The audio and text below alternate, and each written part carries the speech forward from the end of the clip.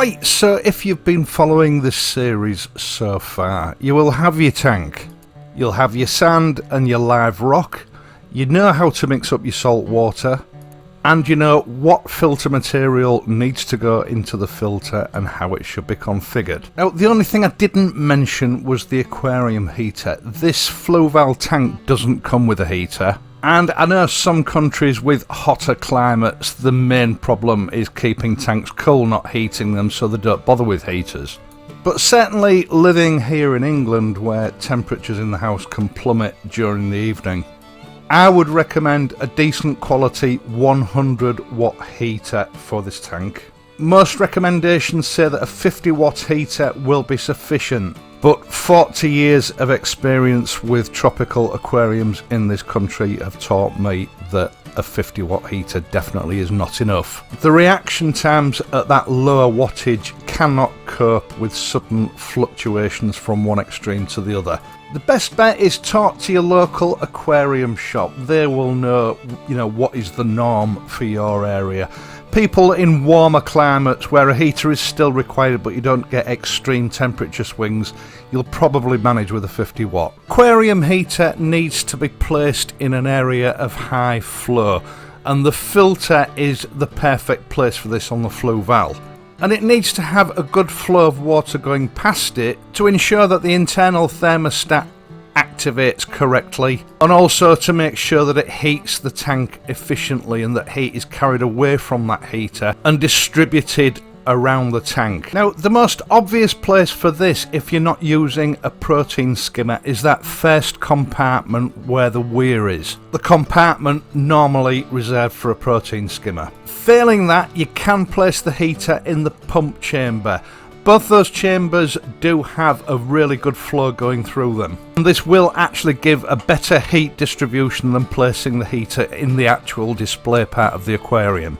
It also keeps the display area free of clutter and gives it a more natural look. Now, in my case, I have some other projects on the go, and I wanted to use that first protein skimmer chamber to colonise and cultivate bacteria for use in those projects, which meant that I was unable to use that chamber for the heater. Instead, I used the pump chamber, and I've found in practice that that does work perfectly well. But for ease of use and maintenance, I would recommend using the protein skimmer chamber, and I will be swapping my heater back over to that chamber when I no longer require it for maturing filter media. Obviously, if you do decide that you're going to use a protein skimmer, you're going to have to use the pump chamber anyway. And I will, in due course, be publishing a video about protein skimmers, my thoughts on the uses or whether you shouldn't use them. Personally, with the filter configuration that we have for this aquarium at sensible stocking levels, I don't think one's required. If you want to do some research on that and decide for yourself, by all means do so. Now, the first thing you need to do is decide where you're going to put your aquarium. Obviously, it needs to be on a firm, level surface. Generally speaking, a litre of water will weigh round about a kilogram. So the surface that you're placing this aquarium on needs to be able to easily handle between 50 and 60 kilograms in weight. Now, I have to put my hand up and admit I didn't bother checking that this surface was level before I installed this aquarium. It's not far out, but it's not level.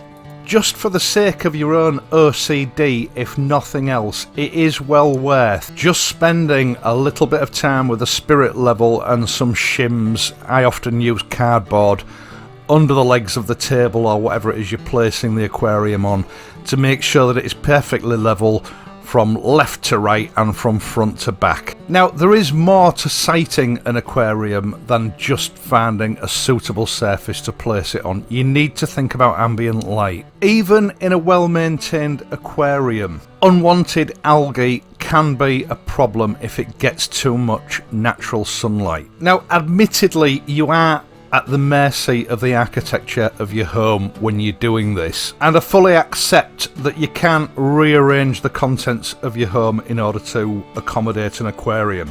Do the best you can. All I would say is that the aquarium should not get any direct sunlight if at all possible. Place the aquarium in a north facing room if you can.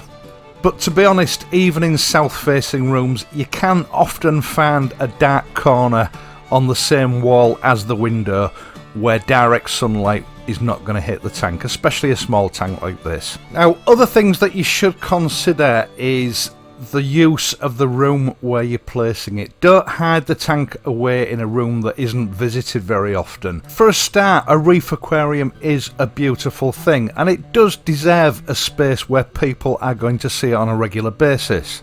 Try, if you can, not to put it somewhere where it can be ignored, where problems will go unnoticed and it may end up being neglected. And one last thing to consider, marine fish, in my opinion, are far more intelligent than the freshwater counterparts. They are so much more self-aware, in my opinion. Now, this equates to an animal that is easily frightened and can become subject to mental stress, which can lead to other problems. I know some people might think this is a little bit silly, but I am a firm believer in it. Site the aquarium where it can see people coming from a distance, and not in a place near a corner or near a door where suddenly people are going to appear very close up and startle the fish. It's all about the well-being of the animals in your charge, and I do believe it deserves careful consideration. Right, so you've got your tank in place, you're now ready to start putting your sand, your water and your rock into it. Now, I'm the first to admit it, I am hopeless at aquascaping. I always think someone else's aquascape looks far better than mine. And I usually find that during the cycle process, those few weeks where you're waiting for the aquarium to mature, I move things around quite a lot until I'm sort of half happy with what I've got. Place your live rock in the tank and try and sort of make some sense as to how it's all going to go together. At the end of the day, arrange it in a way that suits you. It's your tank. Aquascape it in a way that makes you happy. Now, take care during this process. Obviously, if you have a rock fall in a bare tank like this, it is likely to crack some glass and cause some damage. I do actually think that for a beginner it's better to put the sand in first and then introduce your rock, pressing the rock down firmly so that it is touching the glass at the bottom but it's still supported by the sand. That way, if you do drop a piece of rock or you make a mistake, you've got that sort of safety net of a bit of sand in there to protect the bottom of your tank. Either way, the rock itself or the base rocks that you have in the bottom of your aquascape do need to be touching the glass at the bottom of your tank. If you introduce animals that like to burrow into sand at a later date, the last thing you want them to do is undermine that rock and cause a rock fall with a tank full of water. Now, do bear in mind that with live rock there is a top and a bottom. Even with the poor quality live rock that's available now, there should at least be some traces of purple or pink coralline algae on the top part of each individual piece of rock. The bottom of the rock, the underside of it being a sort of a white grey sort of colour. This is quite important. In the wild where this rock has formed, the rock, if you like, has stratified with different forms of life. Some of this life prefers to be cryptic, it prefers to live in the dark on the underside of the rock. Some of that life is photosynthetic. So what is likely to happen if you put the rock in upside down is that you will get a die-off on both sides. And the life on that rock will have to go through a sort of reconfiguration process. And your rock won't work as efficiently as it could do. Once you're happy with your first attempt at aquascaping with that rock, it's time to introduce the sand. You're looking for a layer around about an inch thick, 1.5 inches at the most. Spread it out evenly on the tank floor, ensuring that you push plenty of that sand underneath the rock in order to further stabilise it.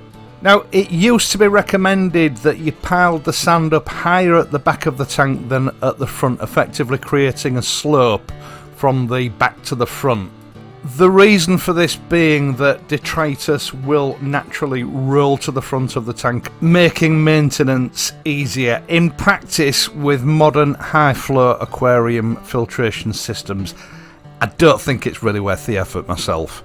Now, don't worry too much about getting your sandbed perfect at this stage, because when you introduce the water, everything's going to get stirred up a bit no matter how careful you are. Now, when using live sand, I have to say it does cloud the water up quite badly, and it will stay cloudy for 2 or 3 days. Some suppliers of this live sand include a couple of sachets of what's known as a flocculant, which will bind, in theory, some of the particles that cause the clouding up. I don't find it to be particularly efficient, although I would suggest you do use it. Some manufacturers that supply live sand don't. If you're using dry sand, I would recommend that you do give it a thorough rinse before introducing it to the tank. It will greatly speed up the clearing process. It is okay with dry sand to use tap water for rinsing it, although drain it as thoroughly as you possibly can. You should never allow untreated tap water to go into your aquarium.